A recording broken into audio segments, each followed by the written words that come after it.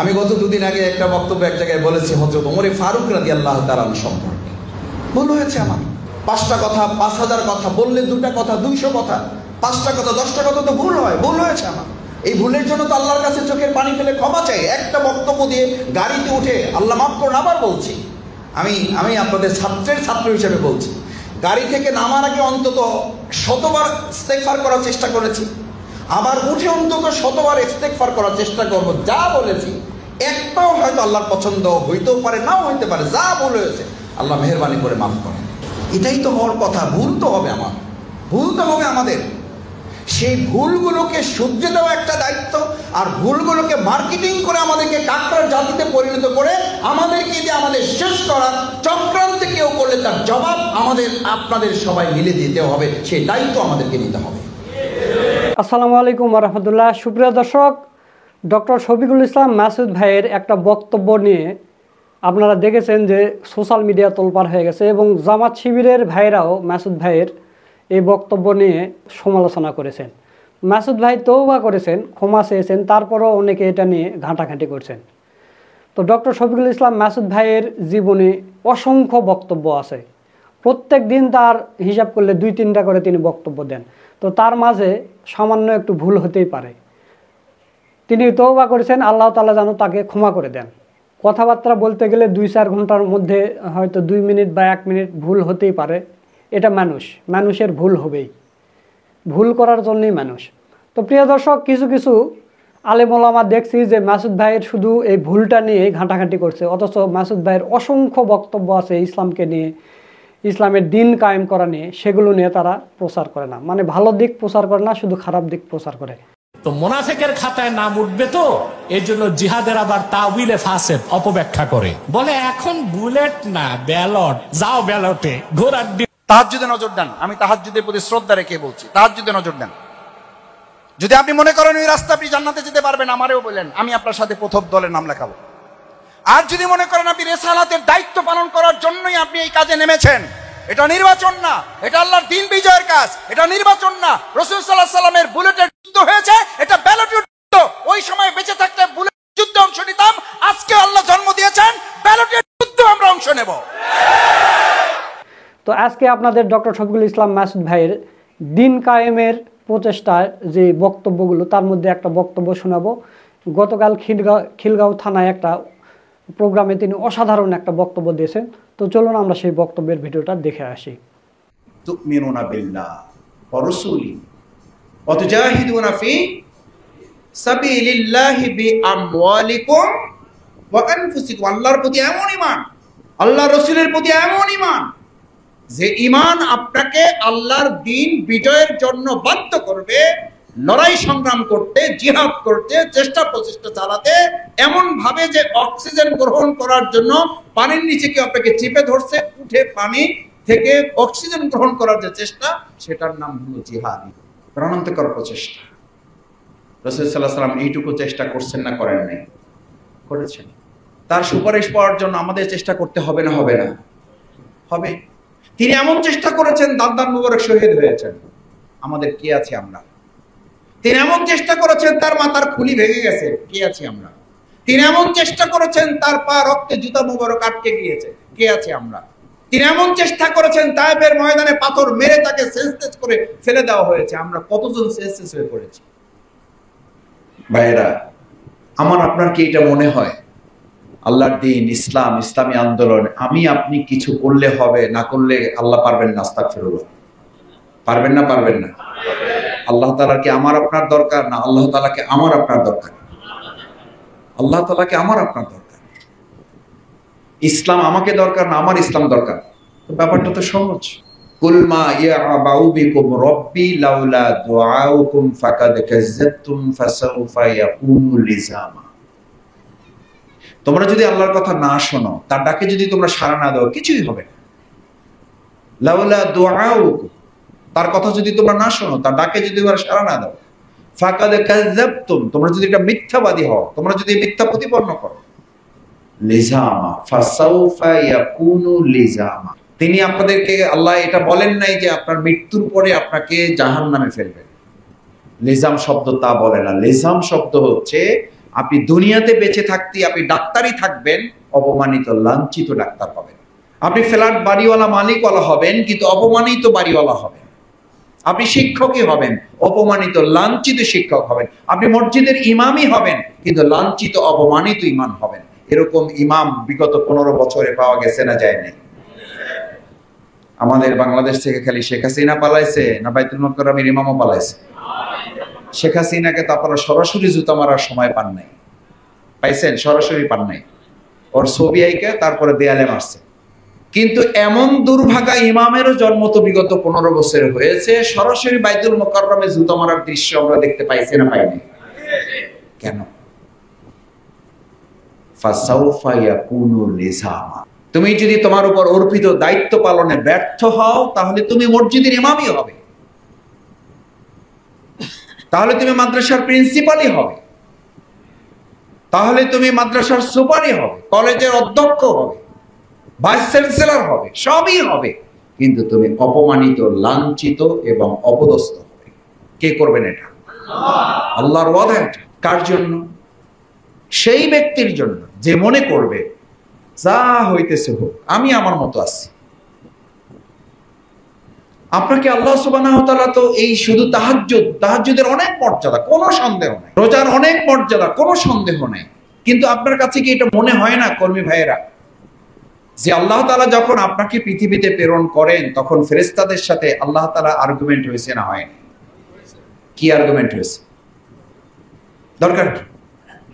ইবাদত বন্দেগী যা করার তো আমরা করতেছি, আমাদের তো কোনো রেস্ট দরকার নাই, খাওয়া নাই, গোসল নাই, ঘুম নাই, কাম নাই, ক্রোধ নাই, আকাঙ্ক্ষা নাই, অভিমান নাই, ক্ষোভ নাই, ক্রোধ নাই, প্রতিক্রিয়া নাই, ক্রিয়া নাই, কিছু নাই। আর যা করতেছেন এদের মধ্যে সব আছে। এগুলো সামলাইবে কখন, আর আপনারা ইবাদত করবে কখন? তখন আল্লাহ সুবহানাহু ওয়া তাআলা একটা ডিক্লারেশন, একটা সিদ্ধান্ত, একটা ঘোষণা দিয়েছেন না দেন নাই? কি দিয়েছেন?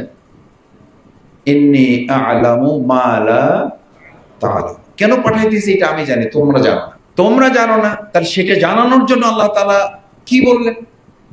লিইউযহিরাহু আলা দ্বীনি কুল্লিহি।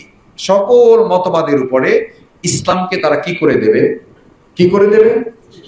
বিজয়ী করে দেবে। এটার জন্য সালাত, তাদেরকে আমি একটা ট্রেনিং প্রোগ্রাম করেছি। সালাতের মাধ্যমে আকিমুস সালাতের আজান হলে তারা মসজিদে যাবে, আকিমুদ্দিনের ডাক আসলে তারা ময়দানে ঝাঁপিয়ে পড়বে। সিয়ামের সময় তারা আমাকে না দেখে ভয় করবে, আর এই প্রশিক্ষণপ্রাপ্ত সায়েম রোজাদাররাই আমাকে না দেখে ঘুষের বস্তা তার সামনে আসলে আমাকে ভয় করে ঘুষের বস্তা থেকে সে নিজেকে এড়িয়ে চলবে। কিন্তু সে নামাজিও আছে, সেই রোজাদারও আছে, ঘুষও আছে। আবার আমাদের সালাতের এই মুসল্লি যখন মসজিদে যাচ্ছে আল্লাহর দিন বুঝার জন্য, ট্রেনিং নেওয়ার জন্য, যে ট্রেনিং এর সময় ইমাম দাঁড়িয়ে বলেন সফান সুফু, মজবুত ভাবে দাঁড়িয়ে যাওয়ার জন্য, মাঝখানে শয়তান ঢুকতে না পারে। তাহলে এখন তো আমাদের সামনে সময় আসছে মজবুত ভাবে দাঁড়িয়ে যেতে হবে, মাঝখানে কোনো ইবলিস ঢুকে যেন আমাদের বিজয়কে ষড়যন্ত্র করে ছাড়িয়ে দিতে না পারে। আজকে আপনাদেরকে সেজন্য ডাকা হয়েছে, মজবুত ভাবে দাঁড়িয়ে যান। রাসূল করিম সাল্লাল্লাহু আলাইহি ওয়াসাল্লাম ইকামত শেষ হলে সেনাপতি নির্দেশের মতো করে বলতেন, কাতার সোজা করো, ফাঁকা জায়গা পূরণ করো, কাঁধে কাঁধ মিলাও, মজবুত ভাবে দাঁড়িয়ে যাও। যেটা সূরা সফে পরিষ্কার বলা হয়েছে, ইন্নাল্লাহা ইউহিব্বুল্লাযীনা ইউকাতিলুনা ফি সাবিলিহি সাফফান কাআন্নাহুম বুনয়ানুন মারসুস। ওই সালাতের সেই সারিবদ্ধ ট্রেনিং আপনাকে তো এখানে দেওয়া হচ্ছে। আল্লাহ তাদেরকে ভালোবাসেন যারা নামাজের জন্য সারিবদ্ধ হয়েছে। এবার আল্লাহর দ্বীন বিজয়ের জন্য এমন সারিবদ্ধ হবে, দুনিয়ার কোন শক্তি তাদের মাঝখানে ঢুকে তাদের মধ্যে বিভেদ তৈরি করতে পারবে না। কিন্তু বিভেদ তৈরি করার মতো উপকরণ টুকটাক লক্ষ্য করা যায় না? যায় না? যায়। যে আলেমদেরকে আমি দেখতে পারি না, এখন সেই আলেমদের পিছনে আবার কেউ কেউ ঘুরঘুর করতেছে। এখন তাদের দরকার। কেন দরকার? দরকার এই জন্য যে আমার স্বার্থটা উদ্ধার করতে হবে। আলেমগণ আর স্বার্থ উদ্ধার করবেন, এবার আলেমগণ তার নিজের স্বার্থ উদ্ধারের জন্য যা করা দরকার সেটা করবে। মাসি তো পরেই, মোটা মোটা মাছি আছে সমাজে, মোটা মাছি আছে না, আর একটা চিকন মাছি আছে। মোটা মাছি দেখলে আমাদের ঘৃণা কম হয় না বেশি হয়? ঘৃণা বেশি হয়, কারণ এই মোটা মাছি কাঠালেও পরে, মরার উপরেও। এই মোটা মাছিদের আনাগোনা এখন বাড়ছে না কমছে? বাড়ছে। এরা সব জায়গায় আছে। আপনার মধ্যে আমার মধ্যে বিভেদ তৈরি করতে না পারে। এবার ইমানদারদেরকে, সৎ মানুষদেরকে, দক্ষ মানুষদেরকে, যোগ্য মানুষদেরকে বাংলাদেশ জামাত ইসলামী আহ্বান জানাচ্ছে, আসুন। আমরা তো দেশ স্বাধীনের পর 53 বছর তো খেললাম মাঠে, কখনো বেগি খেলেছি, কখনো স্ট্রাইকে খেলেছি, কখনো মিডফিল্ডে খেলেছি, কখনো গোলকিপারে খেলেছি, কখনো সাইডে খেলেছি, অফ সাইডে খেলেছি। এবার আমরা গোলপোস্টের কাছাকাছি পৌঁছেছি। এবার আমাদের খেলাটা শুধু খেলার জন্য না, এবার আমাদের খেলাটা গোল করার জন্য। এবার আমাদের খেলাটা গোল করার জন্য। এই গোল করার জন্যই তো আমাদের তরুণ ছাত্র সমাজ স্লোগান তুলেছিল, উই ওয়ান্ট জাস্টিস। জাস্টিস কোথায় পাবেন ভাই?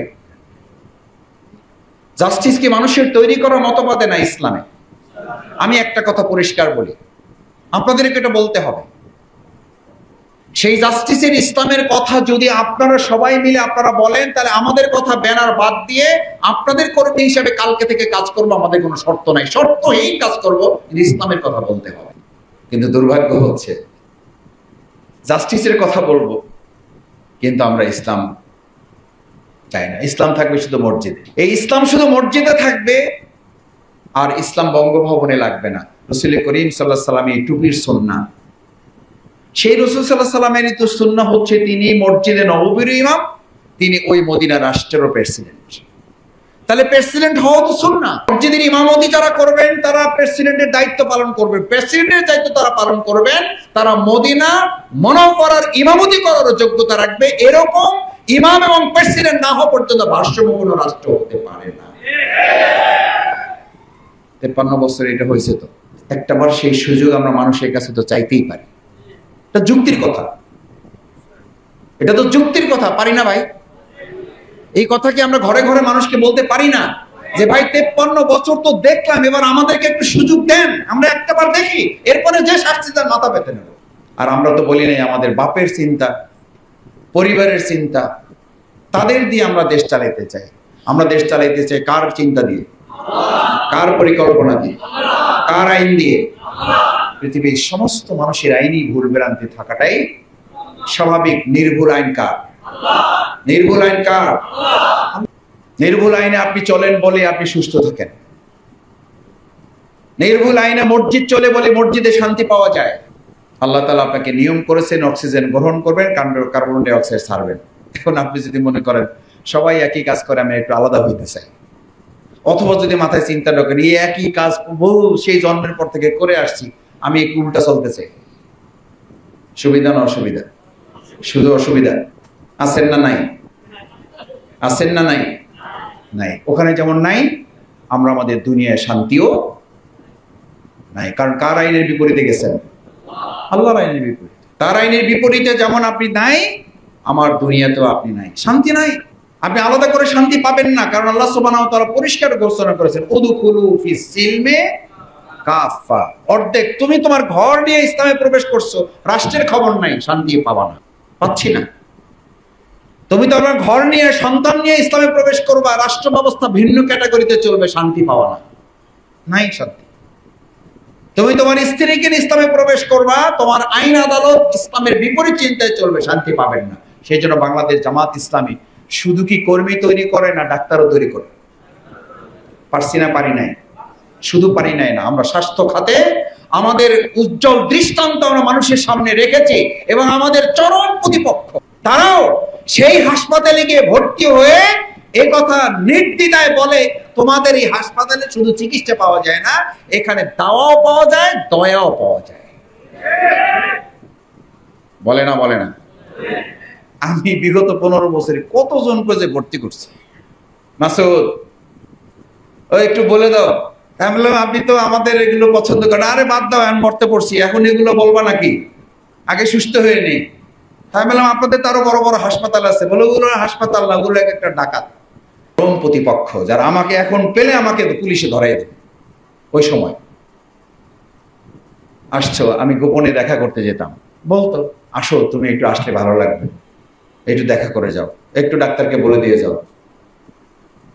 তো কথা বলতাম, বলছে তোমাদের এখানে ঢোকার পরে আমি অর্ধেক সুস্থ হয়ে গেছি। হাল আদুল্লুকুম আলা তিজারা, এটা ব্যবসার কথা বলবো, তুনজিকুম মিন আযাবিন আলীম। আমি আপনাদের কাছে শেয়ার বিক্রি করতে আসছি। এই শেয়ার শুধুমাত্র আপনাকে দুনিয়ায় সফল কাম করবে তা না, জাহান্নামের আগুন থেকেও আপনাকে বাঁচিয়ে দেবে। এটা বললে আমাদের কেউ কেউ বলে জামাত ইসলামী জান্নাতের টিকিট বিক্রি করে। পারলে আপনি বিক্রি করেন, সাহস থাকলে আপনি করেন না। আপনার তো 6 ঘন্টার একটা আলোচনা হয়, এখানে একবার জান্নাত জাহান্নামের আলোচনা হয় না। ওটা কিসের মুসলমানদের আলোচনা সভা?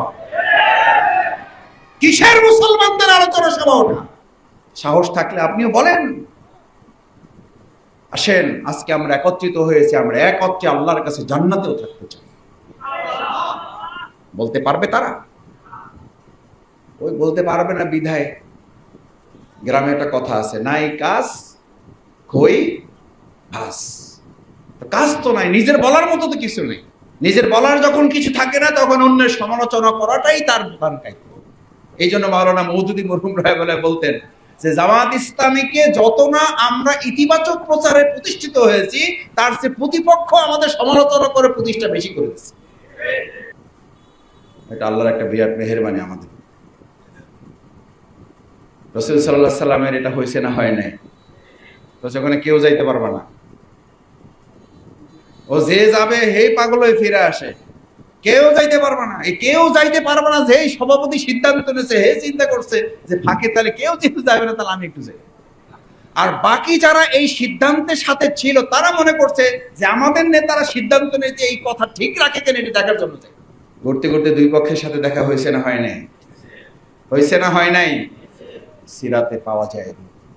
আমাদের বিরুদ্ধে কথা না বললে যাদের মিটিং সফল হয় না, মিটিং শেষ করে তারা বলেন এদের বিরুদ্ধে কথা বলছি কিন্তু লোক তারা ভালো। বলে না? বলে না? বলে। আমি নিজে সাক্ষী দিচ্ছি, আল্লাহকে সাক্ষী করে বলছি। টকশোতে গরম গরম কথা বলে, ব্রেকের মাঝখানে বলে, ওই মাসুদ তোমাদের এই কথা চালাই যাবে, এগুলো বলা লাগবে, নাহলে দেশ ঠিক থাকবে। তা আমি বললাম একটু আগে কইলেন, ওই এটা বলা লাগে। সেজন্য তিজারাতিন তুনজিকুম মিন আযাবিন আলীম। তাহলে এবার শেয়ার বিক্রি পালা শুরু। শেয়ারটা কি? তুমিনুনা বিল্লাহ ওয়া রাসূলি ওয়া তুজাহিদুনা ফি সাবিলিল্লাহি বিআমওয়ালিকুম ওয়া আনফুসিকুম। আল্লাহর প্রতি এমন ঈমান, আল্লাহর রাসূলের প্রতি এমন ঈমান যে ঈমান আপনাকে আল্লাহর দ্বীন বিজয়ের জন্য বাধ্য করবে, লড়াই সংগ্রাম করতে, জিহাদ করতে, চেষ্টা প্রচেষ্টা চালাতে, এমন ভাবে যে অক্সিজেন গ্রহণ করার জন্য পানির নিচে কি আপনাকে চেপে ধরছে, উঠে পানি থেকে অক্সিজেন গ্রহণ করার যে চেষ্টা, সেটার নাম হলো জিহাদি, প্রাণান্তকর প্রচেষ্টা। রাসূল সাল্লাল্লাহু আলাইহি ওয়াসাল্লাম এইটুকু চেষ্টা করছেন না করেন নাই? করেছেন। তার সুপারিশ পাওয়ার জন্য আমাদের চেষ্টা করতে হবে না? হবে না? হবে। তিনি এমন চেষ্টা করেছেন, দাঁত মুবারক শহীদ হয়েছেন। আমাদের কে আছে আমরা? তিনি এমন চেষ্টা করেছেন, তার মাথার খুলি ভেঙে গেছে, কে আছি আমরা?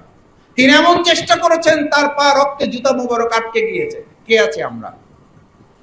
তিনি এমন চেষ্টা করেছেন, তায়েফের ময়দানে পাথর মেরে তাকে সেন্সলেস করে ফেলে দেওয়া হয়েছে, আমরা কতজন সেন্সলেস হয়ে পড়েছি? সেই রাসূল করিম সাল্লাল্লাহু আলাইহি সাল্লামের জামানায় যদি আপনি জন্মগ্রহণ করতেন, ওই সময় যুদ্ধের আহ্বান আসলে, যেবার হুনাইনের আহ্বান, এবার তাবুকের আহ্বান, এবার উহুদের আহ্বান, এবার বদরের আহ্বান, বের হয়ে আসো, যার যা আছে তাই নিয়ে আসো, এরকম রাসূল সাল্লাল্লাহু আলাইহি ওয়াসাল্লামের জামানায় আহ্বান আসছে না? আসেনি? তখন মুসলিমরা সম্ভ্রান্ত ছিল, তখন মুসলিমরা সম্মানিত ছিল, তখন মুসলমানদের ইজ্জত ছিল, তখন মুসলমানদের আঙ্গুলি হেলনিতে গোটা পৃথিবী পরিচালিত হতো। আর যখন আমরা যুদ্ধের ময়দান বাদ দিয়ে আমরা আমাদের বাসর রাতকে বেছে নিয়েছি, তখন মুসলমানরা লাঞ্ছিত, অপমানিত হতে শুরু করেছে। আজ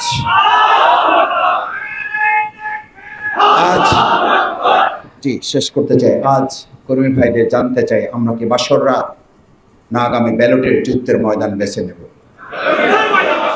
যদি রাসূল সাল্লাল্লাহু আলাইহি ওয়াসাল্লামের জামানায় বেঁচে থাকতেন, তাহলে কোনটা বেছে নিতেন? সেই সময় বুলেটের যুদ্ধ, এখন ব্যালটের যুদ্ধ। অনেক তো সহজ হয়ে গেছে, এখন তো ব্যালটের যুদ্ধ। আসেন এবার ব্যালটের যুদ্ধের মধ্য দিয়ে আমাদের উপর অর্পিত দায়িত্ব আল্লাহর দিনকে বিজয়ী করার এই ব্যবসায় এবার আমরা সফল হতে চাই। আমরা প্রত্যেকে আজকে শেয়ার কিনে নেবে, এই জন্য নয় যে আমরা জিতবো নাকি হারবো, আমরা জিতবো এবং এই শেয়ারের মাধ্যমে আমরা জান্নাতে আল্লাহর সাথে সাক্ষাৎ করব। ঘোষণাটা জামাতের, ঘোষণাটা জামাতের, ফরিদ ভাইয়ের, মাহমুদ ভাইয়ের, কার? আল্লাহর। সুপ্রিয় দর্শক, আপনারা ডক্টর শফিকুল ইসলাম মাসুদ ভাইয়ের বক্তব্যের ভিডিওটা দেখলেন। তো মাসুদ ভাইয়ের কথাগুলো আপনাদের কাছে কেমন লেগেছে তা অবশ্যই কমেন্ট করে জানিয়ে দেবেন। ভিডিওটা ভালো লাগলে শেয়ার করবেন। সকলকে ধন্যবাদ। আসসালামু আলাইকুম রহমতুল্লাহ।